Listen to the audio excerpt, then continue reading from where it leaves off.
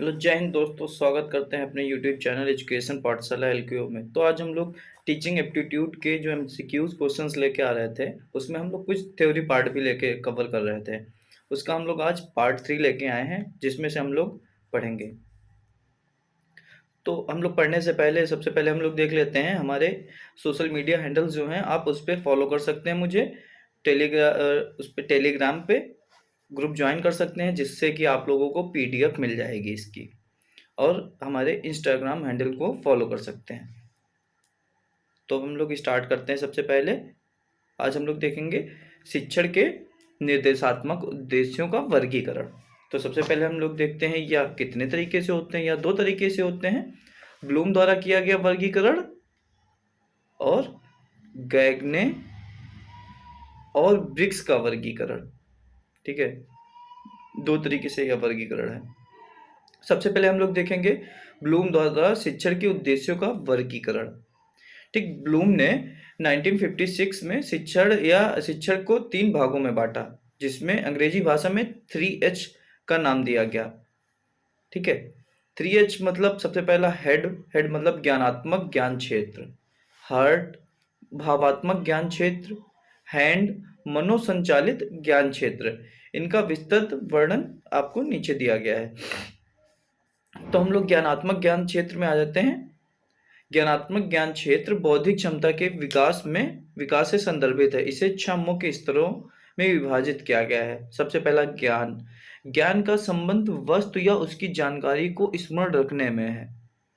सबसे अगर जो हम लोग के पास ज्ञान है, ज्ञान की जानकारी का स्मरण मतलब ध्यान रखने में लाभदायक है। बोध या स्तर बोध अर्थ समझने की क्षमता में संबंधित है। अगर जो हम किसी चीज को कोई चीज हम आपको बताएं, तो अगर जो आपके में समझ नहीं है तो आप लोग समझ नहीं पाओगे। तो इसी तरह से ये बोध आ जाता है सेकंड। थर्ड मतलब उपयोग, कैसे इसका हम यूटिलाइज करें, कैसे इसका उपयोग करें अपने नॉलेज का। ठीक, या स्तर अमूर्त या भावात्मक ज्ञान को मूर्त या व्यवहारिक रूप से लाने के लिए संदर्भ में प्रयुक्त किया जाता है, मतलब कैसे हम लोग को यूज करना है। फिर हम लोग कहा जाता है विश्लेषण मतलब एनालिसिस। एनालिसिस के द्वारा सूचना से घटकों को विभाजित किया जाता है, जिससे उसका ही सही अर्थ निकल सके।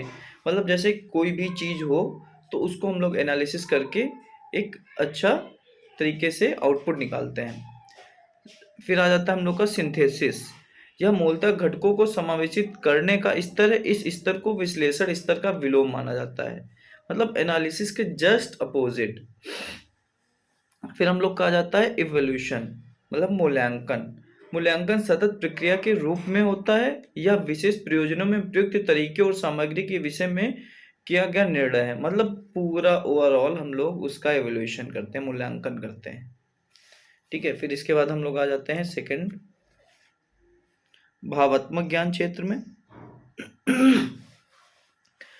इस ज्ञान क्षेत्र में मनोभाव या मनोदृष्टि प्रेरणा, शिक्षण की सहभागिता, अनुशासन एवं उनके जैसी ही अन्य मूल्यों को समावेशित किया जाता है। इसके 5 मुख्य स्तर हैं। मतलब वैल्यूएशन, सबसे पहला आपका जाता है वैल्यूएशन, मतलब जो सीखने और उसकी महत्ता को बताता है।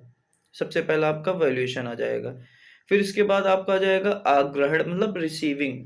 जैसे हम आपको कुछ चीज बताते हैं तो आप उसको सुनते हो और उसको समझते हो, कैप्चर करते हो, कैसे वही सुनने की इच्छा, रिसीविंग। ठीक है, आपका जैसे मैंने कुछ बोला, आप कितना गेन कर रहे हो, ये हो जाएगा आपका आग्रहण। प्रतिक्रिया मतलब रिस्पॉन्डिंग, जब जैसे मैंने आपको क्वेश्चन पूछा तो आप तुरंत रिस्पॉन्स दे रहे हो या नहीं दे रहे हो, आपके समझ में आ रहा है नहीं आ रहा है, ये आपका रिस्पॉन्स हो जाएगा। फिर आ जाएगा संयोजित करना या मिलान करना मतलब ऑर्गेनाइजिंग करना। ठीक, फिर आपका आ जाएगा निरूपण। ठीक, कैरेक्टराइजेशन। ठीक, अंतर करना है, अभिव्यक्ति मतलब उसको अंतर करना, कंपैरिजन करना।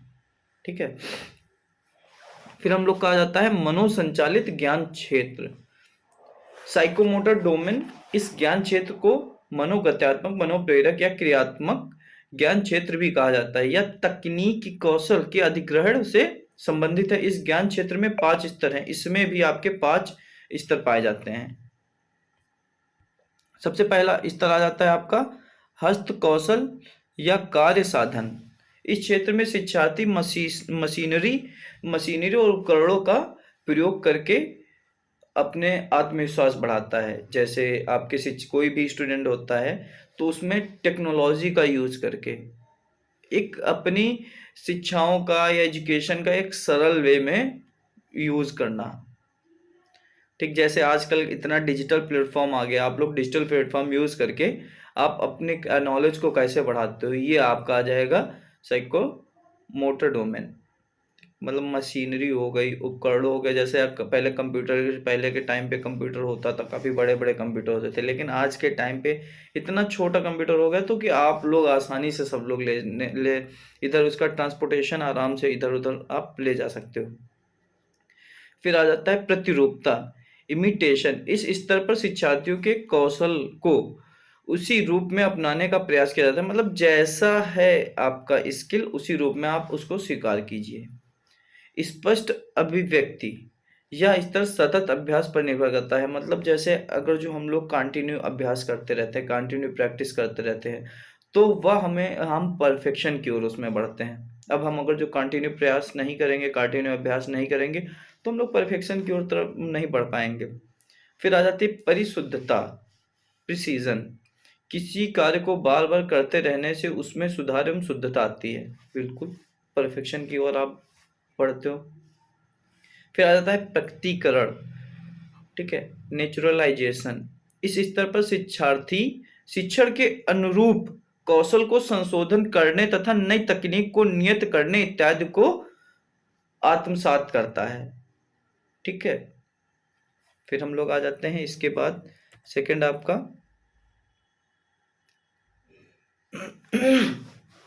ग्रेगने एवं ब्रिक्स द्वारा शिक्षण के उद्देश्यों को निम्नलिखित स्तरों पर विभाजित किया गया है। सबसे पहला आपका स्तर आ जाता है ज्ञानात्मक रणनीतियां। ठीक, इस श्रेणी में किसी व्यक्ति के स्वयं के शिक्षण, स्मरण शक्ति एवं विचार कौशल को विकसित करने हेतु तकनीक एवं विधियों को समावेशित किया जाता है। मतलब ज्ञानात्मक रणनीतियां, मतलब हमारे नॉलेज बढ़ाने के लिए हम अपने आप को कैसे बढ़ा सकते हैं। ठीक, स्वयं के शिक्षण से, स्मरण शक्ति से, विचार कौशल को विकसित करने हेतु तकनीक और विधियों का समावेशित किया जाता है। मतलब तकनीक और विधियों का उसमें मिलाप किया जाता है, उसके द्वारा आप लोग सीखते हो। फिर आ जाता है हम लोगों का बौद्धिक कौशल, इंटेलेक्चुअल स्किल्स। बौद्धिक कौशल किसी समस्या को सुलझाने, सीखने की अवधारणा और नियम सीखने में महत्वपूर्ण सिद्ध होते हैं। मतलब जैसे कि हम लोग किसी समस्या में आप फंस गए, तो उसको कैसे हम लोग सॉल्व करें, कैसे उस प्रॉब्लम से कैसे हम लोग बाहर निकलें, तो ये सारी जानकारी हम लोग को बौद्धिक कौशल के द्वारा मिलती है। सीखने की अवधारणा, कैसे हम लोग सीखते हैं। ठीक, नियमों को सीखने में महत्वपूर्ण सिद्ध होता है बौद्धिक।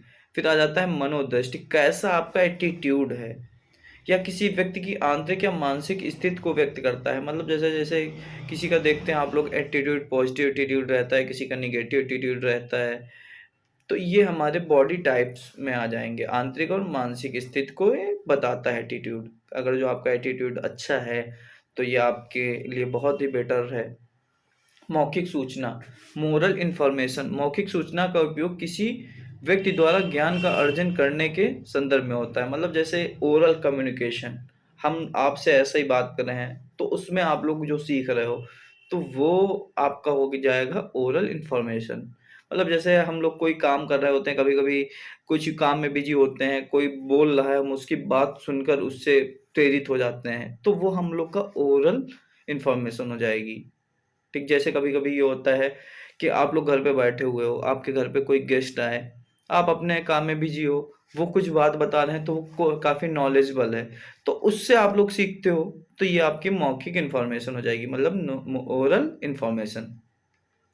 संचालन तंत्र और शारीरिक क्षमता, motor skills and physical ability. इस स्तर पर मानसिक तंत्रिका प्रणाली और स्नायु तंत्र एक साथ कार्य करते हैं। ठीक, हमारा मस्तिष्क, तंत्रिका प्रणाली और स्नायु, तंत्र एक साथ कार्य करते हैं। इनमें सामंजस्य कैसे स्थापित करना है इसके अंतर्गत आता है। मतलब इसको हम कोऑर्डिनेशन लेके चलना है। तीनों चीज़ों का कोऑर्डिनेशन जब तक नहीं होगा तब तक हम लोग प्रॉपर वर्क नहीं कर पाएंगे। फिर इसके बाद हम लोग क्या जाते हैं, शिक्षण की प्रकृति एवं विशेषताएं। शिक्षण की प्रकृति एवं विशेषताएं, ये तो देखिए हम लोग को आपस में ये काफ़ी विशेषताएं और इसकी प्रकृति हैं। शिक्षण एक गतिशील प्रक्रिया है, बिल्कुल सही है। शिक्षण एक गतिशील प्रक्रिया है। शिक्षण एक द्विध्रुव प्रक्रिया है, बिल्कुल, टीचर और स्टूडेंट्स के बीच में ये हमारा द्विध्रुव आ जाता है। एक टीचर है, एक स्टूडेंट है, ठीक, तो ये द्विध्रुव हो गया। शिक्षण एक सामाजिक प्रक्रिया है, बिल्कुल सामाजिक प्रक्रिया है। शिक्षण एक सर्वांगीण विकास की प्रक्रिया है। हाँ, हम लोग किसी को सिखाते हैं, किसी को पढ़ाते हैं, तो उसका मतलब ये है कि हम लोग उसके होल मतलब सर्वांगीण विकास कर रहे हैं, उसका पूरा प्रॉपर विकास कर रहे हैं, प्रॉपर डेवलपमेंट हो रहा है। जैसे कोई शिक्षक होता है, बचपन से कोई उसको पढ़ा रहा हो, आप यूकेजी एलकेजी में जाते हैं, प्री प्राइमरी में जाते हैं, तो इन सभी में आप लोगों का प्ले ग्रुप में जाते हैं। प्ले ग्रुप में आप लोग बैठना लिखना ये सारी चीज़ें नहीं जानते हो, लेकिन आपका शिक्षक आपको बताता है कैसे खाना है, कैसे क्या करना है, ये सारी चीज़ें आपको टीचर बताता है। तभी हम लोग को पता चलता है, टीचर हो गए, पेरेंट्स हो गए, आपके जो भी आपके फैमिली मेम्बर्स हो गए, ये सारी चीज़ें हम लोगों को बताते हैं, तब हम लोग को पता चलता है, वरना ऐसे हम लोगों को नहीं पता चलता है। फिर अधिगम के लिए प्रेरित करना, मतलब लर्निंग के लिए, हम लोग को सीखने के लिए वो उत्साहित करते हैं, प्रेरित करते हैं, अप्रिशिएट करते हैं आपको। शिक्षण के माध्यम से हम लोग, जैसे कभी कभी ये होता है कि हम लोग हताश उदास अपनी लाइफ में कि हाँ पढ़ाई छोड़ देंगे, फलाना ढिमकाना, ये सारी चीज़ें आ जाते हैं। लेकिन अगर जो आपको शिक्षक एक मोटिवेट करता है, आपके बारे में बताता है कि हाँ आप अच्छे हो पढ़ने में, आप ये चीज़ कर लो, तो इससे ये होता है कि आप लोग एक प्रेरित होते हो, प्रेरणा का स्रोत बनता है। कोई भी आप लोग मोटिवेशन वीडियो देखते हो, उससे भी आप लोग प्रेरित होते हो, ठीक। विभिन्न क्रियाओं का मिश्रण होता है शिक्षण में, बिल्कुल काफी क्रियाएं मिश्रित होती हैं, बहुत सारी क्रिया होती हैं। जटिल सामाजिक प्रक्रिया है, बिल्कुल। शिक्षण एक व्यावसायिक क्रिया है, हाँ बिल्कुल, अगर जो हम लोग पढ़ा रहे हैं उससे कुछ मिल रहा है तो ये व्यावसायिक प्रक्रिया है, ये मेरा बिजनेस है। शिक्षण कला एवं विज्ञान दोनों क्षेत्र हैं, बिल्कुल, शिक्षण कला और विज्ञान दोनों का क्षेत्र मिक्सर है, ठीक। शिक्षण में संप्रेषण कौशल की प्रधानता होती है, हाँ बिल्कुल। फिर हम लोग आ जाते हैं नेक्स्ट स्टेप पे, ठीक। हम लोग आ जाते हैं रेमंड के अनुसार शिक्षण सूत्र पथ प्रदर्शन करते हैं जिसमें सिद्धांत से व्यवहार में सहायता के लिए अपेक्षक की जाती है। शिक्षण के विविध सूत्र, ये हमारे शिक्षण के विविध सूत्र हैं। सरल से जटिल की ओर, मतलब शिक्षण का एक सिद्धांत टाइप में बोल सकते हैं हम लोग, ठीक है। हम लोग देख सकते हैं शिक्षण के सिद्धांत के टाइप में हम लोग बोल सकते हैं इसको एक तरीके से। फिर हम लोग आ जाते हैं इसमें सरल से जटिल की ओर, बिल्कुल। जब कभी भी हम लोग स्टार्ट करते हैं कोई भी चीज़, तो सबसे पहले हम लोग सरल चीज़ें पढ़ते हैं, मतलब जो चीज़ हम लोग को आसानी से समझ में आए वो सारी चीज़ें हम लोग पढ़ते हैं। फिर उसके बाद हम लोग अपना धीरे धीरे धीरे धीरे स्टेप बाय स्टेप लेवल बढ़ाते हैं ज्ञात से अज्ञात की ओर, मतलब जो चीज़ हमें पता है वो चीज़ हम लोग सीख रहे हैं, जो चीज़ हमें पता नहीं है वो भी हम लोग सीखते हैं धीरे धीरे। ये सारी स्थूल से सूक्ष्म की ओर, मतलब हम लोग पहले एक ओवरऑल किसी चीज़ का क्राइटेरिया पढ़ लेते हैं, फिर उसके बाद डीपली जाके उस पर पढ़ते हैं।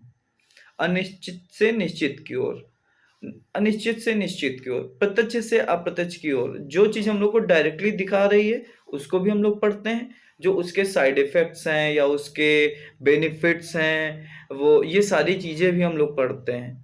डायरेक्टली जो आ रही है वो तो चलो ठीक है, वो हमें दिख रही है, लेकिन जो हमें दिख नहीं रही है उसके बारे में भी हम लोग को जानकारी करते हैं। प्रकृति के अनुसार शिक्षण, बिल्कुल, जैसा आपका नेचर उस अकॉर्डिंग आपकी टीचिंग।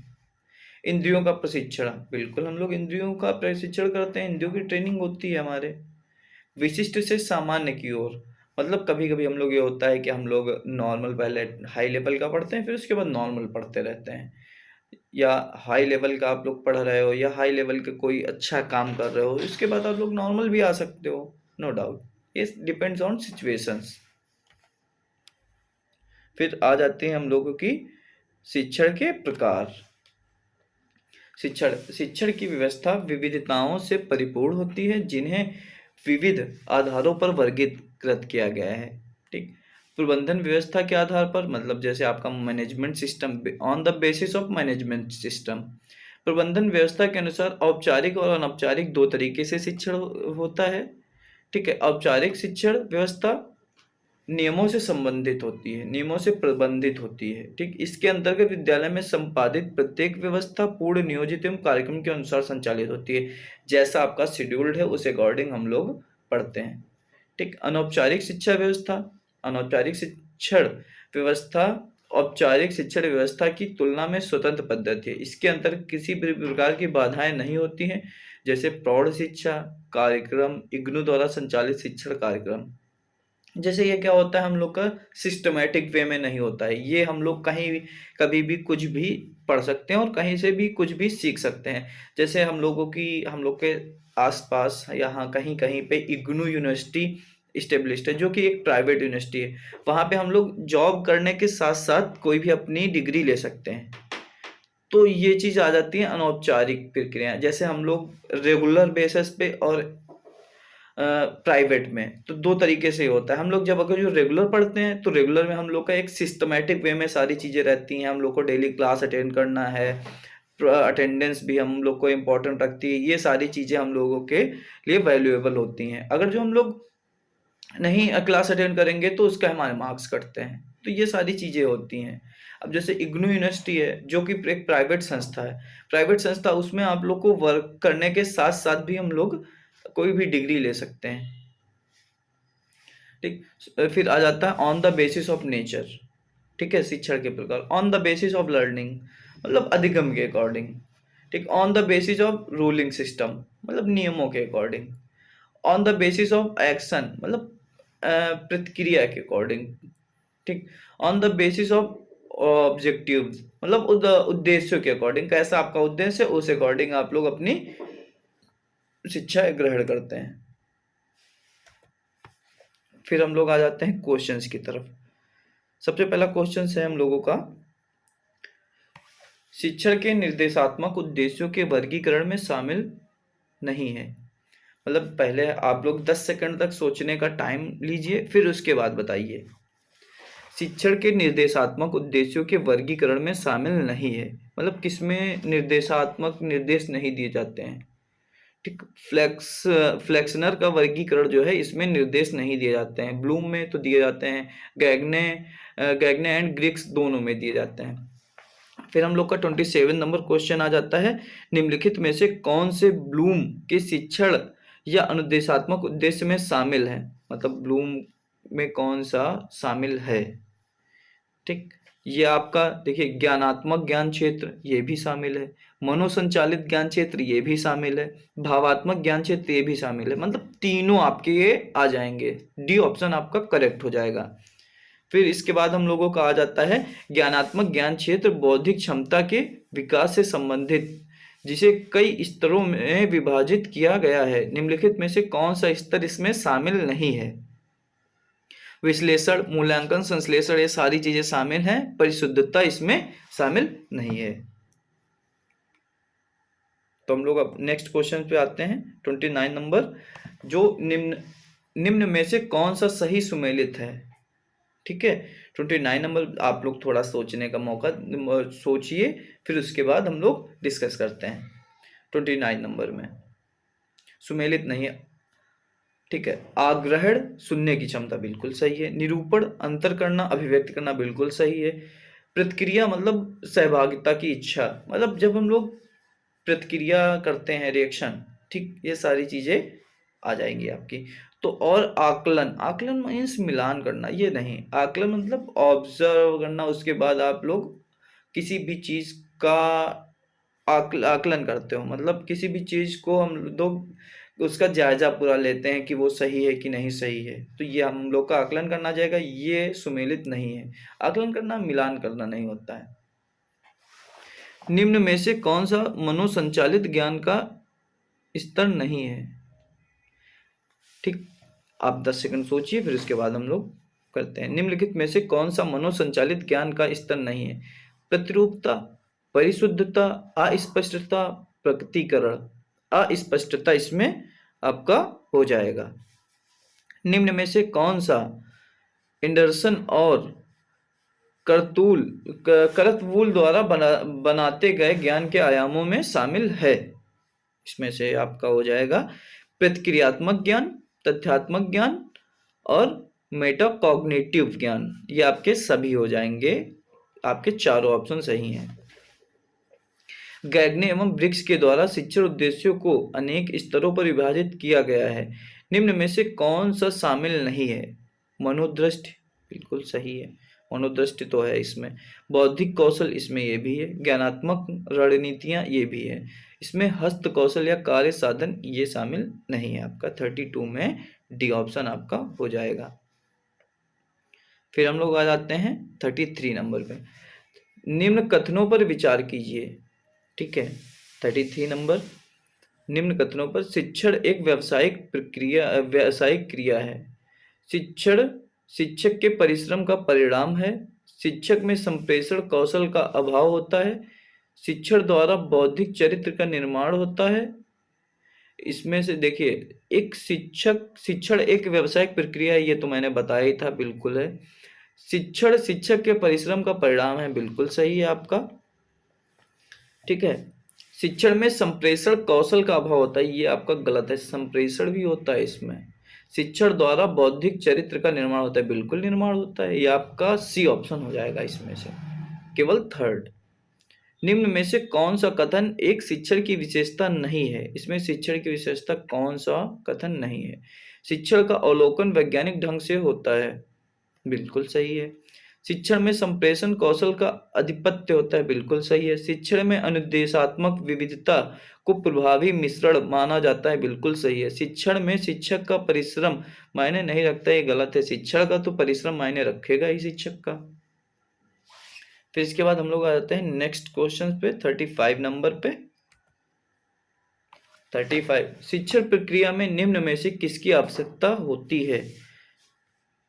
शिक्षक, विद्यार्थी, पाठ्यक्रम। अगर जो शिक्षक नहीं होगा तो विद्यार्थी और पाठ्यक्रम ऐसे ही रह जाएंगे। अगर जो विद्यार्थी नहीं होगा, शिक्षक और पाठ्यक्रम ऐसे ही रह जाएंगे। अगर जो पाठ्यक्रम नहीं होगा तो शिक्षक विद्यार्थी क्या करेंगे? इसमें से आपका डी ऑप्शन हो जाएगा, सभी हो जाएंगे। शिक्षण की मूलभूत आवश्यकताओं में शामिल होते हैं शिक्षण कौशल, शिक्षण वातावरण, दोनों, इनमें से कोई नहीं। अगर जो शिक्षण कौशल है, बिल्कुल। शिक्षण वातावरण, दोनों, बिल्कुल। दोनों आपके आ जाएंगे, सी ऑप्शन। फिर 37 में, स्वामी विवेकानंद के अनुसार शिक्षक की सफलता निर्भर करती है। शिक्षक की सफलता किस पे निर्भर करती है? अपने निजी हितों का परित्याग और दूसरों की सेवा, उसका व्यावसायिक प्रशिक्षण और सृजनात्मक, उसका अपने कार्य के प्रति संकेंद्रण और ईश्वर के प्रति अज्ञान पालन की भावना, उसका विषय पर अधिकार तथा विद्यार्थियों को नियंत्रित करने की क्षमता। ये आपका बी ऑप्शन हो जाएगा इसमें। ठीक है, फिर हम लोग नेक्स्ट क्वेश्चन पे आते हैं, 38 नंबर पे। निम्न में से कौन से शैक्षणिक सिद्धांतों के पहलू हैं? इसमें शैक्षणिक सिद्धांतों के कौन से पहलू हैं? सामान्य सिद्धांत, मनोवैज्ञानिक सिद्धांत, या ये दोनों, या इनमें से कोई नहीं। ये आपके सी ऑप्शन हो जाएगा। फिर 39 नंबर में हम लोग आते हैं। निम्न में से शिक्षण के सामान्य सिद्धांत में शामिल नहीं है रुचि पैदा करने का सिद्धांत, क्रिया द्वारा सीखने का सिद्धांत, प्रेरणा का सिद्धांत, या अभ्यास सिद्धांत। ये हम लोग का अभ्यास सिद्धांत शामिल नहीं है 39 में। फिर हम लोग आते हैं, निम्न में से कौन सा शिक्षण के सामान्य सिद्धांत में शामिल है? निम्न में से कौन सा एक शिक्षण के सामान्य सिद्धांत में शामिल है? ये हम लोगों का अभिप्रेरणा का सिद्धांत, प्रबलन का सिद्धांत, नियोजन का सिद्धांत शामिल है। सी ऑप्शन आपका हो जाएगा। शिक्षण के मनोवैज्ञानिक सिद्धांत के अंतर्गत किसमें शिक्षण में अपेक्षित व्यवहार करने के लिए प्रोत्साहित करना या जारी रखना आदि होता है? ये हम लोगों का अभिप्रेरणा के सिद्धांत में आ जाएगा। ये ऑप्शन इसका सही है, 42 नंबर। शिक्षण के मनोवैज्ञानिक सिद्धांत के अंतर्गत ज्ञान को स्थायी बनाने हेतु किस सिद्धांत का प्रयोग किया जाता है? ये हम लोगों का 42 में सहानुभूति और सहयोग का सिद्धांत, उपचारात्मक शिक्षण का सिद्धांत, इंद्रियों को प्रशिक्षित करने का सिद्धांत, ये आपका सी ऑप्शन हो जाएगा। फिर इसके बाद हम लोग आ जाते हैं नेक्स्ट क्वेश्चन पे, 43 नंबर पे। शिक्षक द्वारा अपनी कमियों गलतियों की पहचान करने और समस्या के उचित समाधान हेतु कौन सा सिद्धांत प्रयोग में लाया जाता है? 43 नंबर में इसमें से कौन सा सिद्धांत आपका लाया जाता है?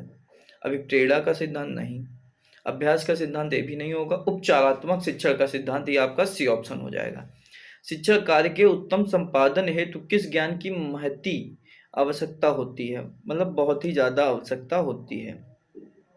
शिक्षण सत्र की, बिल्कुल बी ऑप्शन आपका हो जाएगा।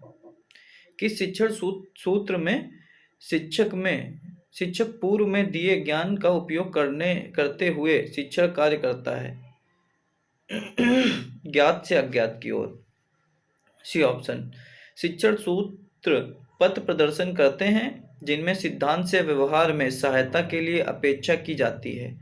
ये हम लोग का रेमंड ने ये कथन कहा था, रेमंड ने। फिर हम लोगों का आ जाता है 47 नंबर।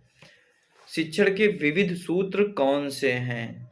शिक्षण के विविध सूत्र, सरल से जटिल की ओर, ज्ञात से अज्ञात की ओर, स्थूल से सूक्ष्म की ओर, उपरोक्त सभी। प्रौढ़ शिक्षण कार्यक्रम किस शिक्षण व्यवस्था का भाग है? तो हम लोग का आ जाएगा इसमें से औपचारिक शिक्षण व्यवस्था, अनौपचारिक शिक्षण व्यवस्था, प्रगति शिक्षण व्यवस्था, उपयुक्त में से कोई नहीं। ये हम लोग का बी ऑप्शन हो जाएगा।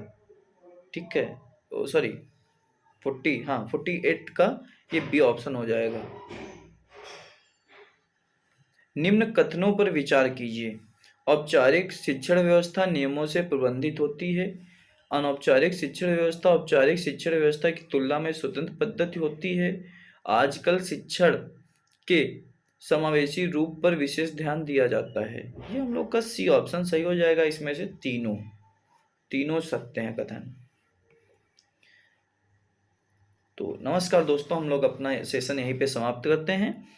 आप लोग इसकी पीडीएफ टेलीग्राम चैनल से डाउनलोड कर सकते हैं। धन्यवाद दोस्तों। हमारे यूट्यूब चैनल को सब्सक्राइब कीजिए तथा वीडियो को ज़्यादा से ज़्यादा लोगों तक शेयर कीजिए, जिससे कि और लोगों को लाभ मिल सके। धन्यवाद दोस्तों। हेलो, जय हिंद दोस्तों, स्वागत करते हैं अपने यूट्यूब